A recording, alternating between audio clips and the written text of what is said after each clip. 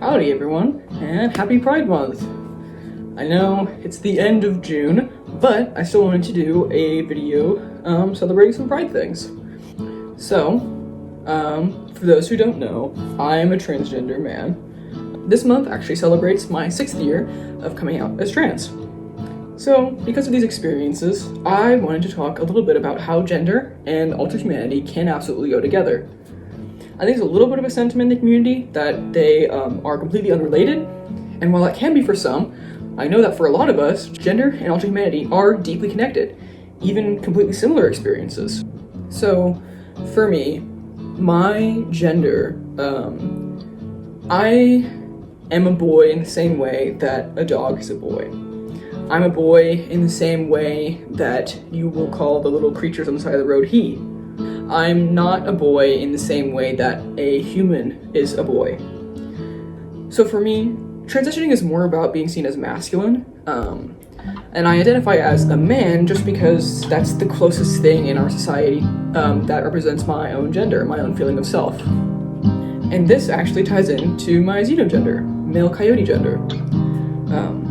As I experience masculinity in the same way that a male coyote would, since my body is a coyote's.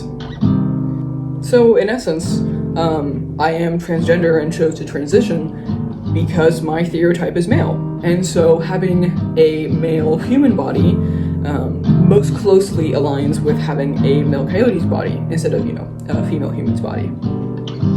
So that's my own experience. And I finally had the words for it after hearing more of Andrew's perspective at Windward Paws on YouTube and Tumblr. He's pretty cool, and he kind of opened my eyes to the world of xenogenders and relations to alterhumanity, since I was really unversed in that.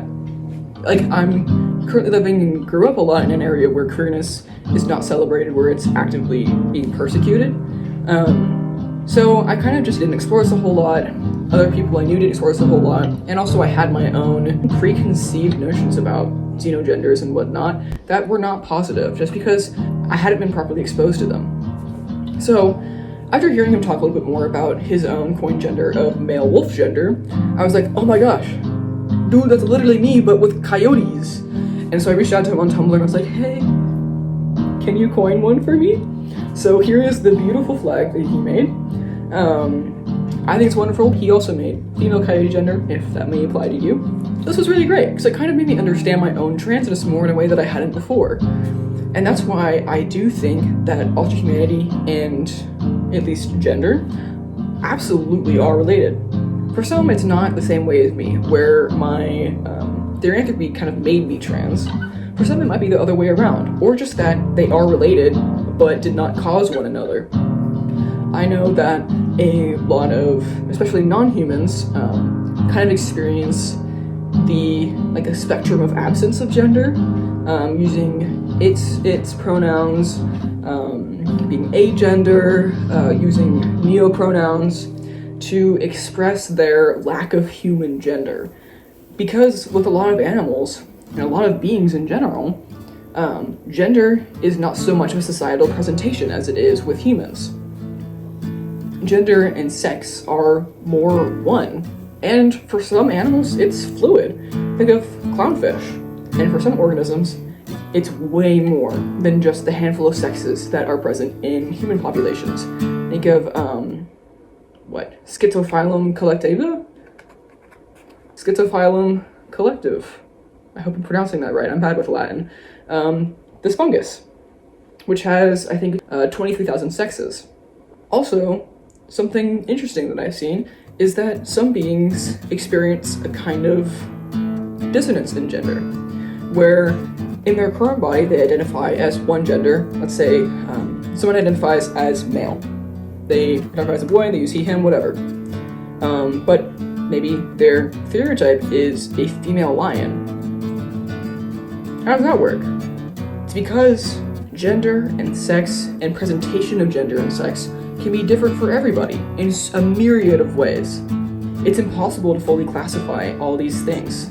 It's impossible to create boxes into which people can fit, because we're all incredibly unique. Each and every single person, each and every single organism is unique. There are also a few ways in which alterhumanity can affect your sexual orientation or your romantic orientation. Brief content warning for mentions of sex, not going deep into anything, just talking about sexual orientation. Okay, there's this one term I used to identify with, sapio-asexual. Here's a pretty cool flag for it. Basically, it's just not experiencing a spectrum of asexual attraction because of your non-humanity. For me, it was that I wasn't fully sexually attracted to humans because I'm not human, but of course I wasn't sexually attracted to animals because I'm not a theriform animal. If that makes sense. Does this make sense? And of course there's also sapio-aromantic, where it is that same exact concept but applied to romantic attraction. I've seen a couple non-humans say that they would only ever date other non-humans, which I think is totally fair.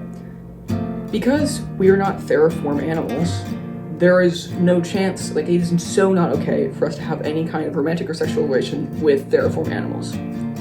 However, I understand not wanting to have that with humans either, with that either making you aroace or making you just attracted to other non-humans. Romantic attraction can also be kind of funky when it comes to fiction folk. In my own personal experience, my source is a romance. The romance of the source is kind of like the main driving of things. Of course, I still have odd feelings about that, about, who I was previously romantically attracted to, because I now have a girlfriend and have for almost a year and a half. For some people, this can really degrade their relationships. This can make them not seek out other relationships just because they only want this person that they were attracted to in their source. For me, it's not that way, because my attraction had faded over time and changed forms. There's a lot more kind of about that I'm not going to express in this video because it's a little bit dark and I don't feel like going into it in what's meant to be kind of an informational but still lighthearted video about pride and alterhumanity. One thing I want everybody to shut up forever about is that there are too many labels or too many flags. You don't gotta use them. I also find it confusing that there are so many, when we talk about micro-labels. But the thing is that people deserve to have these specific words to describe themselves. That's helpful to some people. It helps them find community, express themselves to others, and also fully understand themselves internally. And I think that's totally fair and reasonable. I think that we should just let people do whatever forever. I guess that's kind of the message of this whole video, is like, if it ain't hurting nobody, let people do whatever they want.